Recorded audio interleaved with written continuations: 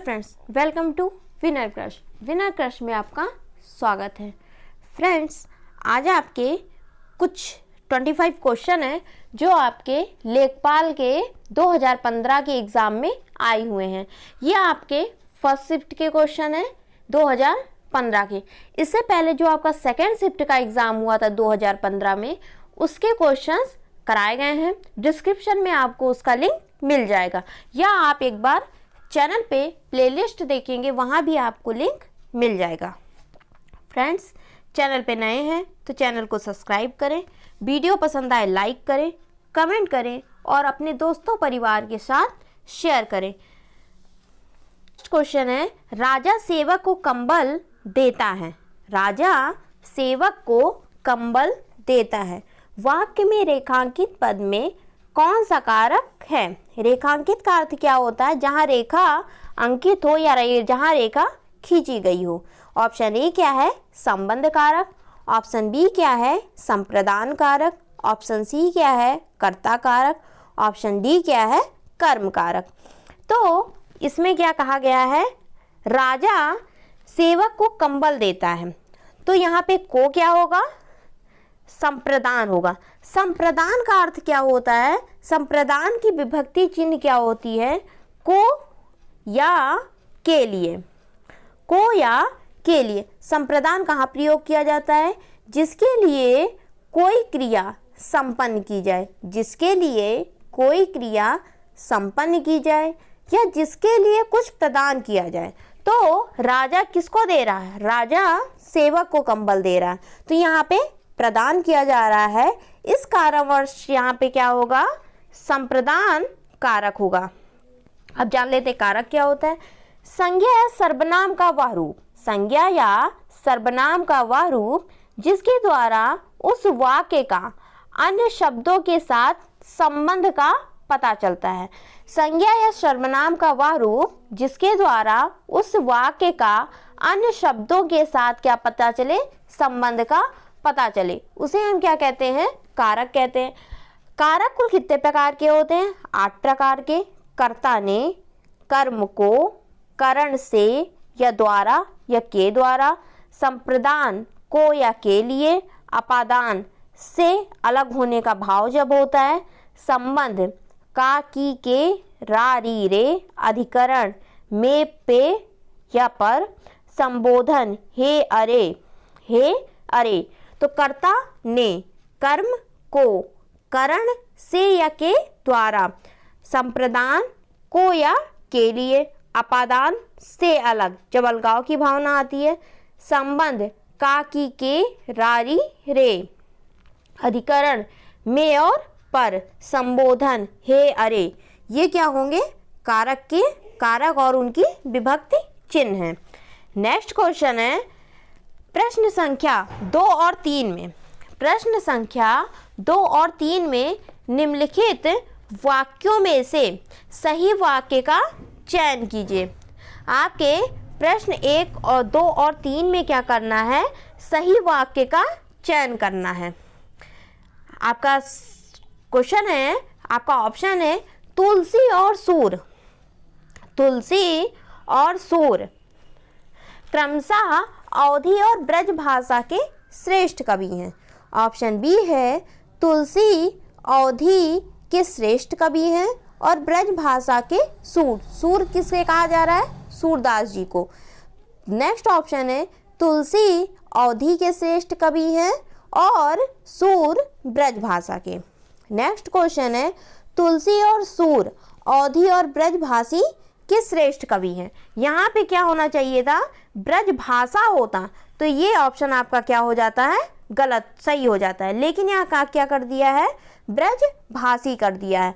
तुलसी अवधी के श्रेष्ठ कवि हैं, यहाँ पे ये लिख करके पूर्ण विराम लगा दिए हैं, और सूर ब्रजभाषी हैं, यहाँ पे भी क्या कर दिए हैं? ब्रजभाषी कर दिए हैं।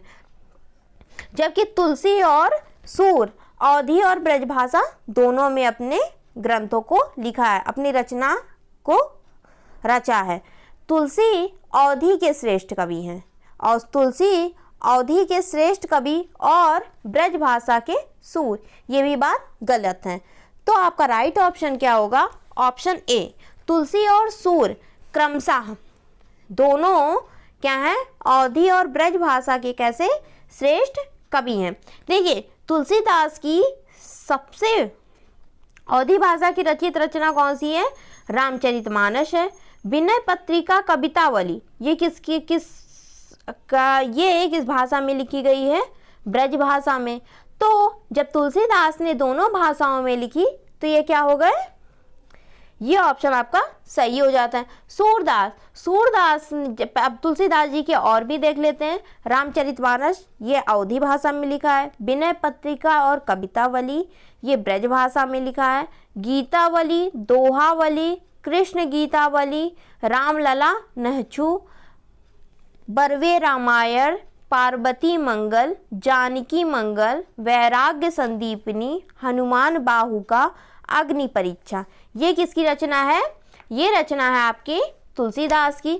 सूरदास की, देखिए सूरदास की सूरसागर ये ब्रज भाषा में लिखे हैं। साहित्य लहरी, शूर श्रावली और भ्रमर गीत ये इनके सूरदास जी की रचना है। नेक्स्ट क्वेश्चन है, जीवन और साहित्य का घनिष्ठ संबंध है, यानी कि जीवन और साहित्य का दोनों का क्या है, आपस में बहुत घनिष्ठ संबंध है। जीवन और साहित्य का निकट संबंध है। यहाँ पे आ गया है निकट, ये सही नहीं लग रहा है। जीवन और साहित्य का घोर संबंध है, घोर भी आपका गलत है। जीवन और साहित्य का अगाध संबंध है, ये भी आपका गलत है। तो सही कौन सा है, जीवन और साहित्य का घनिष्ठ संबंध है। नेक्स्ट क्वेश्चन है, प्रश्न संख्या 4 और 5 में निम्नलिखित लोकोक्तियां या मुहावरे के सही अर्थ चुनकर लिखिए। आपका क्वेश्चन क्या है, खिसियानी बिल्ली खंभा नोचे, खिसियानी बिल्ली खंभा नोचे। ऑप्शन ए किसी बात पर शर्मिंदा होकर क्रोध करना। ऑप्शन बी अपनी शर्म छुपाने के लिए व्यर्थ झुलझुलाना। ऑप्शन सी अपने से बड़ों पर क्रोध करना। ऑप्शन डी कायरतापूर्ण व्यवहार करना। देखिए खिसियानी बिल्ली खंभा नोचे, तो आपका राइट ऑप्शन क्या होगा, अपनी शर्म छिपाने के लिए व्यर्थ में क्या करना, झुलझुलाना। जैसे कि हम वाक्य में प्रयोग करके देखते हैं, जब सुरेश की नौकरी नहीं लग सकी तो वह अपने गुस्से को अपनी पत्नी पर निकालने लगा। इसे कहते हैं क्या है, खिसियानी बिल्ली खंभा नोचे। नेक्स्ट क्वेश्चन है आपका, काठ की हांडी बार बार नहीं चढ़ती, काठ की हांडी बार बार नहीं चढ़ती।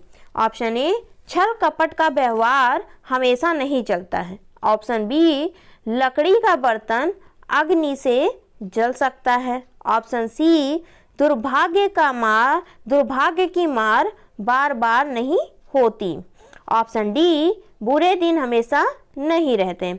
तो आपका राइट ऑप्शन क्या है, कांट की हांडी बार बार नहीं चढ़ती। तो आपका राइट ऑप्शन है छल कपट का व्यवहार हमेशा नहीं चढ़ता है, हमेशा नहीं चलता है। नेक्स्ट क्वेश्चन है, प्रश्न संख्या 6 और 7 के वाक्य में आए रिक्त स्थानों की पूर्ति कीजिए। आपका क्वेश्चन क्या है, उसका हृदय इतना कोमल है कि मित्र तो क्या वह अपने डैश डैश डैश को भी चोट नहीं पहुंचा सकता। ऑप्शन ए प्रतिरोधी, ऑप्शन बी शत्रु, ऑप्शन डी सहयोगी और ऑप्शन डी क्या हो गया जाएगा, विपक्षी। तो इसमें मित्र का उल्टा क्या होता है, शत्रु। उसका हृदय इतना कोमल है कि मित्र तो क्या वह अपने शत्रु को भी चोट नहीं पहुंचा सकता। नेक्स्ट क्वेश्चन है, देश रक्षा के लिए प्रत्येक नागरिक को डैश डैश डैश रहना चाहिए। ऑप्शन ए उद्यत, ऑप्शन बी उद्धत, ऑप्शन सी प्रबुद्ध या ऑप्शन डी संबद्ध। तो देश रक्षा के लिए प्रत्येक नागरिक को क्या रहना चाहिए, तैयार रहना चाहिए। तो आपका उद्यत का पर्यायवाची क्या होता है, तैयार रहना। जब आप हमेशा देश की रक्षा के लिए तैयार रहेंगे या उद्यत रहेंगे।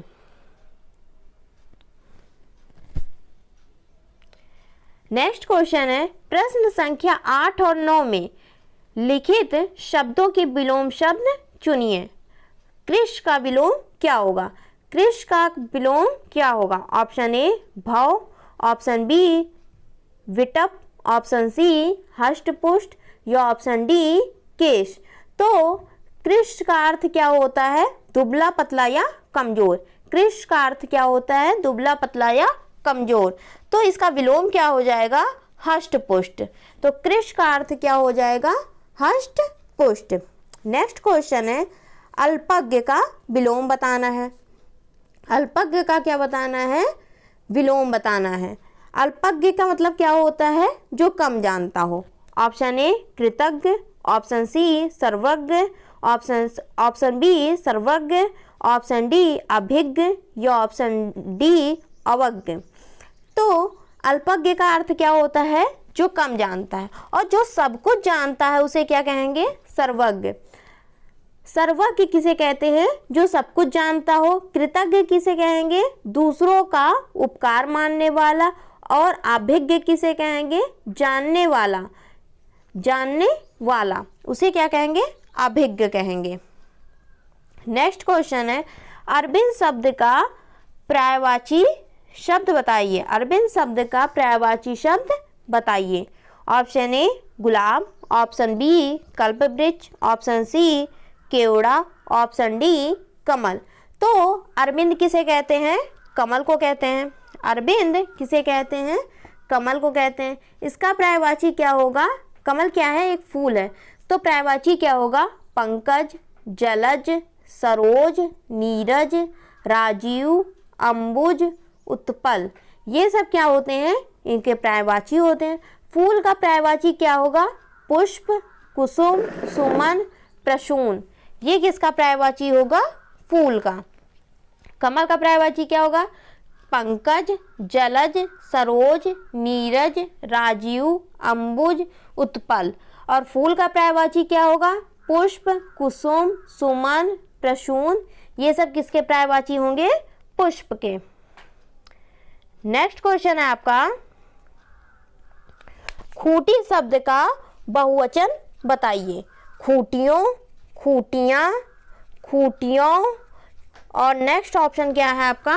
लास्ट ऑप्शन खूंटियां। तो खूंटी शब्द का विलोम क्या होगा? खूंटियां। खूंटी शब्द का विलोम क्या होगा? खूंटियां। वचन क्या होते हैं? वचन कुल कितने प्रकार के होते हैं? एक और बहुवचन। लेकिन संस्कृत में वचन कितने प्रकार के होते हैं? 3 प्रकार के, एक वचन, द्विवचन और बहुवचन। नेक्स्ट क्वेश्चन है, निम्नलिखित अनेकार्थी शब्द का दूसरा अर्थ बताइए। अज और अजन्मा। अज और अजन्मा। अज अजन्मा। एक ऑप्शन क्या है? ईश्वर, बी ऑप्शन है आजन्म, सी ऑप्शन है निर्भीक, डी ऑप्शन है आजीवन। तो अज अजन्मा का अर्थ क्या होगा? जिसका कभी जन्म और मृत्यु ना हो। जिसका कभी जन्म और मृत्यु ना हो। तो वो कौन हो सकता है? वो हो सकते हैं आपके ईश्वर। भगवान जो हैं वो क्या है? आजन्म, आजन्मा है। आजन्म का अर्थ क्या होता है? आजन्म का अर्थ होता है जन्म के साथ से ही शुरू होने वाला। आजीवन क्या होता है? अर्थ क्या होता है? जीवन भर। निर्भीक का अर्थ क्या होता है? निडर, जो बिना डरे काम करता हो। नेक्स्ट ऑप्शन है नेक्स्ट क्वेश्चन है आपका, निम्नलिखित में से कौन सा शब्द वर्तनी की दृष्टि से शुद्ध है? निम्नलिखित में से कौन सा शब्द वर्तनी की दृष्टि से शुद्ध है? ये वर्तनी त्रुटि आपको बतानी है कि कौन सा आपका शुद्ध है, किसमें किसमें त्रुटि है। प्रतिनिधि, प्रतिनिधि, प्रतिनिधि। और नेक्स्ट है आपका प्रतिनिधि। तो आपका राइट ऑप्शन क्या होगा? प्रतिनिधि।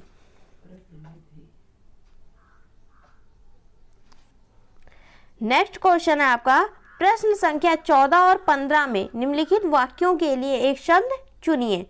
पर्वत की तलहटी, पर्वत की तलहटी। ऑप्शन ए उपत्यका, ऑप्शन बी द्रोण, option C basin, option D घाटी। तो आपका पर्वत की तलहटी को क्या कहते हैं? उपत्यका कहते हैं। कंजूसी से धन व्यय करने वाला, कंजूसी से धन व्यय करने वाला। ऑप्शन ए अल्पव्ययी, ऑप्शन बी कृपण, ऑप्शन सी मृषण, ऑप्शन डी मितव्ययी।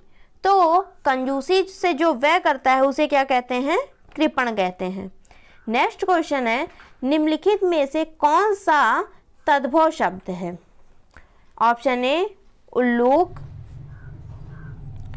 ऑप्शन ए उल्लूक, ऑप्शन बी इष्टिका, ऑप्शन सी कुपुत्र, ऑप्शन डी अमीय। तो अमीय क्या है? एक तद्भव शब्द है। अमृत का, अमृत क्या है इसका? तत्सम है। अमृत से अमीय, तो अमीय क्या है आपका? तद्भव है। अमृत का पर्यायवाची क्या होता है? अमीय, पीयूष, सुधा, सोम, मधु। नेक्स्ट क्वेश्चन है, अंबर पनघट में डूबो रही, अंबर पनघट में डूबो रही, तारा घट ऊषा नगरी। अंबर पनघट में डूबो रही, तारा घट ऊषा नगरी। तो इसमें आपको क्या बताना है? अलंकार बताना है। ऑप्शन ए उपमा, ऑप्शन बी अनुप्रास, ऑप्शन सी श्लेष, ऑप्शन डी रूपक। तो अंबर पनघट में डूबो रही, तारा घट ऊषा नगरी। तो इसमें कौन सा अलंकार होगा आपका? रूपक अलंकार होगा। रूपक अलंकार में उपमेय में उपमान का आरोप होता है। यहाँ अंबर, तारा और उषा पर क्रमशः किसका आरोप लग रहा है? पनघट, घट और नगरी का आरोप लग रहा है। तो इसमें कौन सा राइट ऑप्शन होगा आपका? रूपक अलंकार होगा। नेक्स्ट क्वेश्चन है, निर्धन में कौन सी संधि है? निर्धन में कौन सी संधि है? ऑप्शन ए विसर्ग संधि, ऑप्शन बी अयाधि संधि, ऑप्शन सी यण संधि, ऑप्शन डी व्यंजन संधि। तो निर्धन में कौन सी संधि होगी? निह धन धन। तो यहाँ क्या लग गया? विसर्ग लग गया। तो ये इसमें कौन सी संधि होगी? विसर्ग संधि होगी। नेक्स्ट क्वेश्चन है, देशांतर में कौन सा समास है? देशांतर में कौन सा समास है? ऑप्शन ए द्वंद्व, ऑप्शन बी कर्मधारय, ऑप्शन सी बहुब्रीहि या ऑप्शन डी द्विगु। देशांतर, देशों के बीच में जो अंतर हो उसे क्या कहेंगे? देशांतर। तो ये क्या हो जाएगा? कर्मधारय समास हो जाएगा। इसमें क्या होता है आपका? कर्मधारय समास में समस्त पद का उत्तर पद प्रधान होता है। जो दूसरा पद प्रधान होता है, इसमें कर्मधारय समास में क्या होता है? उत्तर पद प्रधान होता है या दूसरा पद प्रधान होता है। इसमें पूर्व पद व उत्तर पद में उपमान, उपमेय या फिर विशेषण विशेष का संबंध होता है। जैसे कि चंद्रमुख, चंद्र के समान मुख। महादेव, महान है जो देव। तो इसे क्या कहेंगे? कर्मधारय समास कहेंगे। नेक्स्ट क्वेश्चन है, मैं खाना खा चुका था, मैं खाना खा चुका था। इस वाक्य में कौन सा भूतकालिक भेद है? ऑप्शन ए पूर्ण भूत, ऑप्शन बी आसन्न भूत, ऑप्शन सी संदिग्ध भूत या ऑप्शन डी सामान्य भूत। तो मैं खाना खा चुका था, तो इसमें क्या होगा? इसमें कौन सा भूत होगा? पूर्ण भूत होगा। ये काम क्या हो गया है? खत्म हो गया। तो ये क्या होगा? पूर्ण भूत होगा। भूतकाल के कितने भेद होते हैं? 6 भेद होते हैं। सामान्य भूत, आसन्न भूत, पूर्ण भूत, अपूर्ण भूत, संदिग्ध भूत और हेतु मदभूत। नेक्स्ट क्वेश्चन है, करुण रस का स्थायी भाव क्या है? करुण रस का स्थायी भाव क्या है? ऑप्शन ए हास्य, ऑप्शन बी उत्साह, ऑप्शन सी शोक या ऑप्शन डी रति। तो करुण रस का अस्थायी भाव क्या होता है? आपका शोक होता है। नेक्स्ट क्वेश्चन है आपका, रति किसका है? ये आपका श्रृंगार रस का है। नेक्स्ट है आपका, ठठेरा शब्द लिंग परिवर्तित कीजिए। ठठेरा शब्द का क्या करना है? लिंग परिवर्तित, लिंग बदलना है। ऑप्शन ए ठठेरी, ऑप्शन बी ठठेरिन, ऑप्शन सी ठठेरनी या ऑप्शन डी ठठेरी। तो आपका राइट ऑप्शन क्या होगा? ठठेरिन। ये ठठेरा का स्त्रीलिंग क्या होगा? ठठेरिन होगा। नेक्स्ट क्वेश्चन है, प्रश्न संख्या 23 और 24 के वाक्यों में कुछ त्रुटियां हैं। त्रुट वाले वाक्य के जिस भाग में त्रुटि हो उसके अनुरूप ए बी सी वाले गोले को काला करें। यदि वाक्य में कोई त्रुटि ना हो तो डी वाले गोले पर काला करें। देखिए क्वेश्चन क्या है, विद्यालय में, यह आपका कौन सा भाग है? ए है। जलपान को, यह आपका बी भाग है। उत्तम प्रधान है, उत्तम प्रबंध है, उत्तम प्रबंध है। तो आप विद्यालय में जलपान को उत्तम प्रबंध है। जब कोई त्रुटि नहीं होगी तो आपका डी ऑप्शन होगा। तो इसमें क्या होगा आपका? विद्यालय में जलपान के लिए होना चाहिए। यहाँ पे क्या है? को है, तो इसलिए आपका ऑप्शन बी गलत हो जाता है। यहाँ क्या होना चाहिए? विद्यालय में जलपान के लिए उत्तम प्रबंध है। नेक्स्ट क्वेश्चन है आपका, मुझे रेलगाड़ी में यात्रा करना अच्छा लगती है। सीधे सीधे पता चल रहा है, अच्छा लगती है नहीं, अच्छा लगता है। तो यहाँ क्या होगा? यहाँ आपका कौन सा ऑप्शन गलत होगा? मुझे रेलगाड़ी में यात्रा करना अच्छा लगता है। आपका सी ऑप्शन गलत हो जाएगा। अब नेक्स्ट क्वेश्चन है, निम्नलिखित में से कौन सा शब्द तत्सम है? ऑप्शन ए आग, ऑप्शन बी आज, ऑप्शन सी आँख या ऑप्शन डी अग्र। तो आपका बी डी ऑप्शन सही है। अग्र का मतलब क्या होगा? आगे। फ्रेंड्स, ये आपके प्रीवियस ईयर क्वेश्चन थे जो 2015 लेखपाल के एग्जाम में आए हुए थे।